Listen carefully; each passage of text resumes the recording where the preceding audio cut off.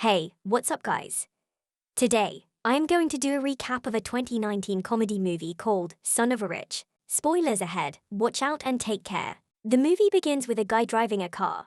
His name is Grisha and he is the son of one of the richest men in Russia, Pavel. Grisha is a spoiled youth who spends almost all the time in nightclubs, has casual intercourse with women, and does whatever he wants with no consequences. One day, Grisha gets into an accident with the police officer and tries to bribe him, but the police officer rejects it and locks him in jail. When his father comes to get him out of the jail, the police chief reminds him all the trouble Grisha has caused in the past 6 months, including a yacht accident, and now his father realizes that Grisha will continue to be more and more reckless and dangerous in faith that his father will save him from any punishment for his actions. After Grisha's bail, Pavel warns him that this should be his last mistake, but Grisha does not take it seriously, still behaving non-serious about his actions. Now, Pavel knows that his son will continue to do things which get him back to jail, so he begins to look for a way to change his son for the better. Pavel visits his close friend Anastasia to discuss the issue and to find out a solution. Anastasia is a TV producer,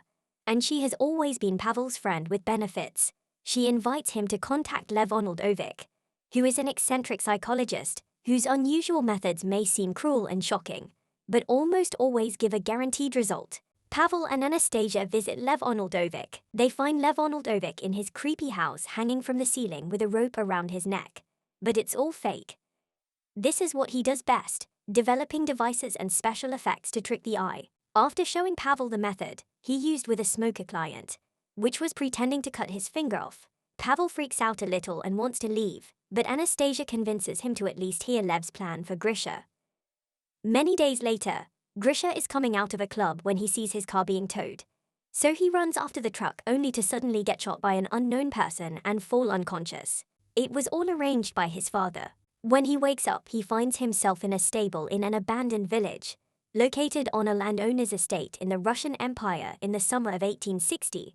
6 months before the abolition of serfdom. At first, Grisha thinks that this is a dream or a trick, but the surrounding reality is too real, the surrounding people too convincing, and now he is a disenfranchised serf, a horse groom, unable to perform his duties because he is afraid of horses. Grisha doesn't understand what is happening, especially when foreman of Dmitrij comes to drag him out and kick him while yelling at him for not following orders. At that moment, the landowner Dmitry Timofeyev and his son Alexei Timofeyev show up and give Avdi a whip, which he uses once on Grisha for not following orders. Dmitry tells him to get the horse ready now or he'll get a worse punishment. But when Artyom takes him back to the stable, Grisha jumps through the window and runs away. Eventually, he makes it to the estate borders and accidentally falls into a lake. So when he comes back to the village to get dry clothes, he's captured by Avdi and taken to be hanged for having run away. He is saved only by the appearance of Aglaya, the daughter of a landowner, for the sake of whose name day the master pardons the fugitive. A bird is flying above them, taking it all in, before leaving to enter a building near the edge of town. It's actually not a bird, it's a drone. In reality, the whole village of the 19th century turns out to be a skillful production of Anastasia and the psychologist Lev Onoldovich, carried out with Pavel's money. It is Lev's plan to teach Grisha some discipline, and Pavel's money allows for such an expensive production. Lev is in charge with the help of Anastasia, who uses her experience as a TV producer to keep the illusion going without any mistakes.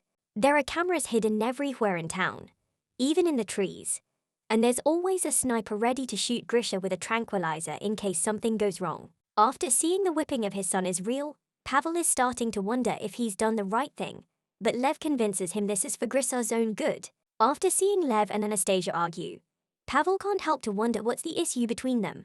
And Lev explains that when Anastasia said they worked on a horror movie together, she meant they used to be married. While Grisha spends some time alone in the stable coming to terms with the fact he's traveled in time, the actors are given the scripts for the next scene. The director reminds everyone of the rules. Women shouldn't shave their legs, men shouldn't shave their faces, and things like bra, underwear, earrings, and rings are forbidden. Alexei picks his script up after saying hello to his girlfriend, Lisa, whose work is in charge of the horses and not acting. He also makes fun of Aglaya for her contract. The writers want her to be Grisha's love interest, which means she'll have to sleep with him, and that has Alexei wondering where the line between actress ends and harlot begins. Grisha starts living through an awful routine in the village. He has to wake up before dawn, eat broth with only flies as meat, work with horses he's scared of, use the forest as his bathroom, wear pants without underwear, and get whipped every time he's disrespectful. One afternoon, Grisha is taking a break from his daily routine work when he suddenly hears Aglaia crying, who explains to him that she's sad because her father wants her to marry an old rich man. Instead of showing sympathy, Grisha thinks it's a great idea, because if the man is so old then he'll die soon and Aglaia will get all the money. Some days later, Grisha steals a chicken and asks Artyom to get him some tools to make a soup, which Grisha ends up eating it all on his own instead of sharing it with Artyom, who did most of the work. When Avdi discovers the chicken theft, he asks the culprit to confess, or he'll whip someone at random. Once again, Grisha fails to show any sympathy for another human being and watches how Artyom is taken away for whipping without saying a word. Moments later, Artyom meets with Grisha and shows him the scars on his back, courtesy of the makeup department. Grisha continues not to care. Pavel, seeing no progress in Grisha's attitude, is enraged and plans to destroy the project. However, the project is saved unexpectedly. Grisha accidentally, out of the corner of her eye, remarks that the village girl Lisa, who had unsuccessfully jumped from a horse, seems to be wearing modern panties, and tries to look up her skirt. Seeing the reaction of those around him, Grisha suddenly realizes that he's gone too far, and for the first time in his life returns to the person offended by him to ask for forgiveness. The amazed Pavel agrees to continue the project. Grisha proceeds to make a genuine connection with Lisa. The psychologist proposes to change the scenario and make Lisa the object of Grisha's love. Lisa despises Grisha, but she nevertheless agrees to help him change. Along the way, Grisha gradually changes his views on life and himself, watching his own sins manifest themselves in the son of the Lord, Alexei, played by Liza's real-life boyfriend Anton.